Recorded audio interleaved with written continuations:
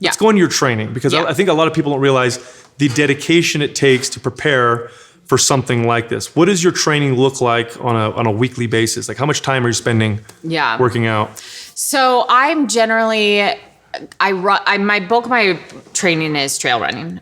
So I'm generally around 50 to 60 miles a week, which is lower than a lot of professional runners, but I'm doing a lot of like up and down and elevation and training. So I wake up at about 4 a.m. and I hit the trails, mostly with a headlamp now at this time of year.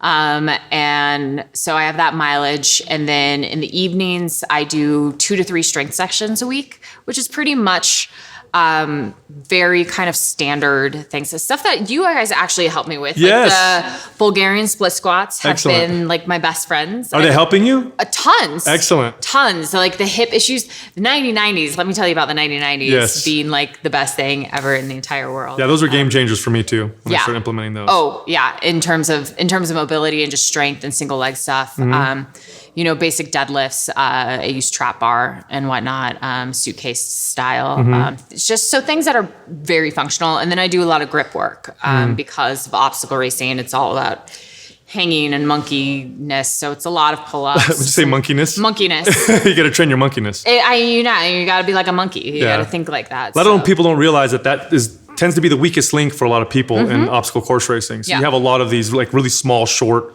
competitors that do well because they can support themselves really well with their grips, or gymnasts even. I mean, the best combination for an obstacle racer is somebody who is a runner and a climber, and does really well in both, because that climbing grip strength, like, let me tell you, because by the, it will slowly fatigue at the course of the race. Now, so how many hours a week would you say you're training? It says 50 to 60 miles a week. You got the strength training. I think I'm probably like, if I include kind of like the prehab and like the mobility and everything, I would say it's at least 20-ish hours of time. Yeah. Wow. And then on top of that, you have a job.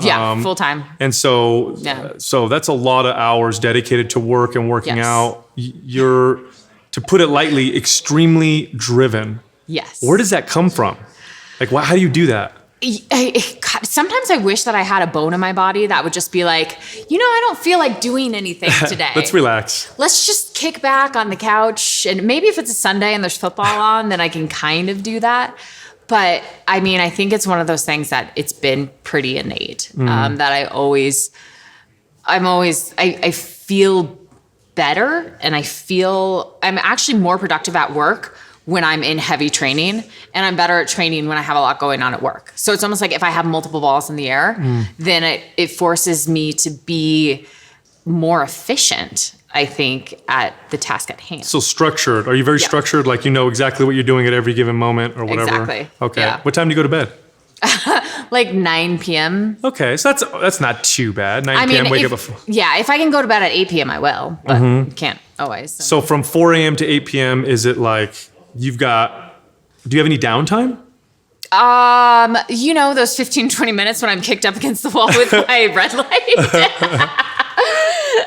No, I don't schedule a lot of downtime. I mean, this actually makes me feel like I have no life. But if you find purpose and drive in it, who cares? Yeah. I mean, I think for me, having the structure and having that all in place, like, it gives me a purpose. And so when I'm off of training for injury or whatever, I'm sitting there going like, what am I doing? What am I doing with myself? Do you have an overarching, I guess, motivation or something that drives you to continue to do this and push it? Because you've dealt with some major injuries over the last 5 years, some pretty big ones and some smaller ones, but they could still be a pain in the butt.